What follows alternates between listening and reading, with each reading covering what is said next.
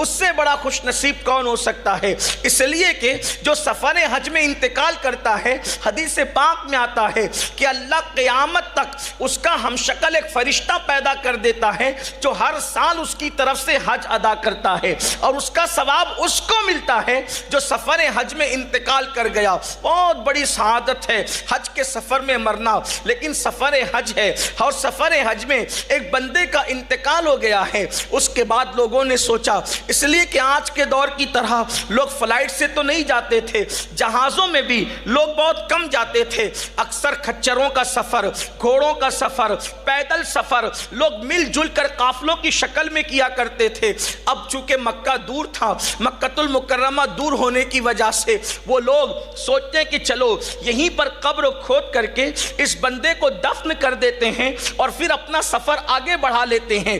جیسے انہوں نے قبر کھودی، اس میں بڑے بڑے سانپ اور اژدہے نظر آئے، انہوں نے قبر وہاں پر چھوڑ دی۔ اس کے بعد دوسری جگہ قبر کھودی، وہاں بھی یہی حال ہوا۔ اس کے بعد تیسری جگہ قبر کھودی، وہاں بھی یہی حال ہوا۔ اسی طرح وہ بہت پریشان ہوئے۔ اب لاش کو انہوں نے وہی رکھا اور ایک بہت بڑے بزرگ کو انہوں نے تلاش کیا۔ جب تلاش کر کے ان سے کہا کہ یہ بندہ حج کے لیے نکلا، سفر حج میں اس کا انتقال ہوا، اب ہم اس کو جہاں دفن کرنا چاہتے ہیں وہاں سے بڑے سانپ اور اژدہے نکل آتے ہیں، تو انہوں نے فرمایا اللہ کی عزت و جلال کی قسم، اگر پوری روئے زمین بھی اس کی قبر کی نیت سے کھودو گے تو وہاں پر یہی ہوگا جو تم نے دیکھا۔ تو کہا اس کی وجہ کیا ہے؟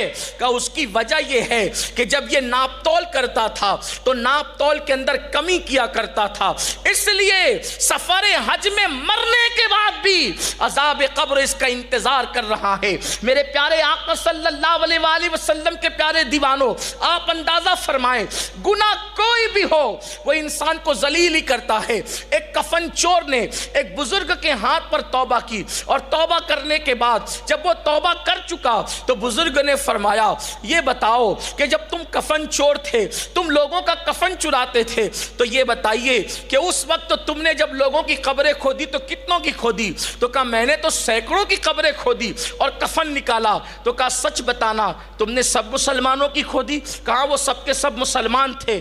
تو کہا کتنے مسلمان تھے جن کی قبروں کے اندر ان کا چہرہ قبلے کی طرف اور کعبے کی طرف تھا؟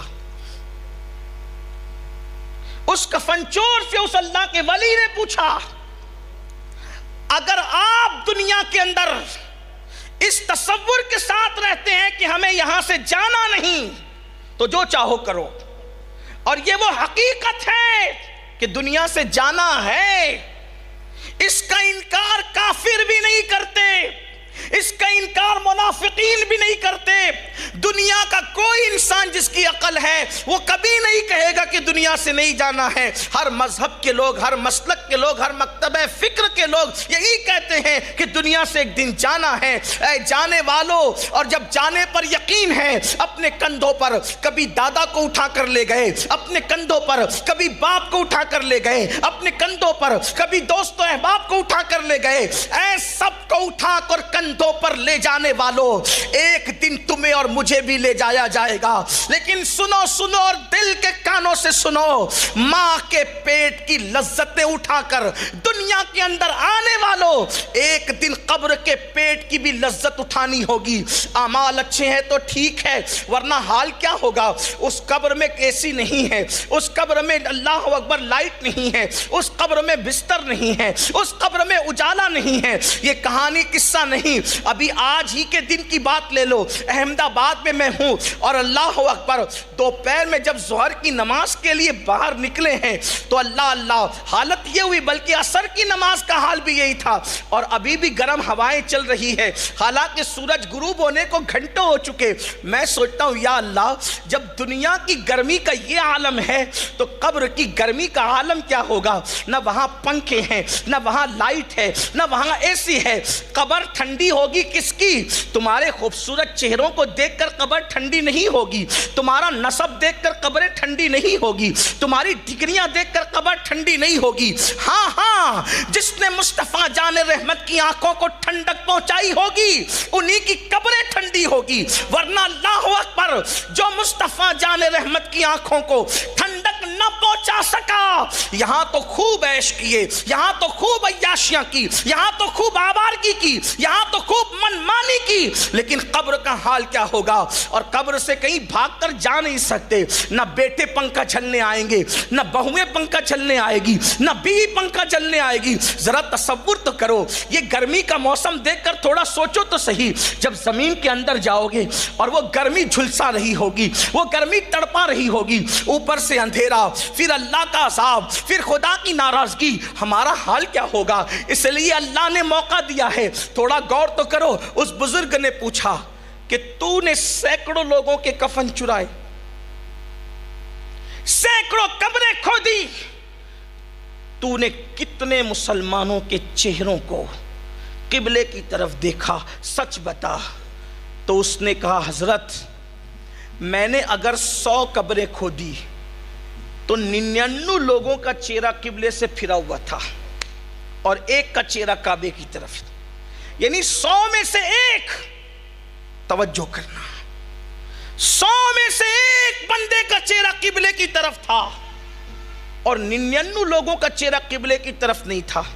اس بزرگ نے اپنے استاد کو خط لکھا اور خط لکھ کر کے پوچھا حضرت یہ بتائیے کہ لوگوں کے چہرے قبلے سے کیوں پھرے ہوتے ہیں؟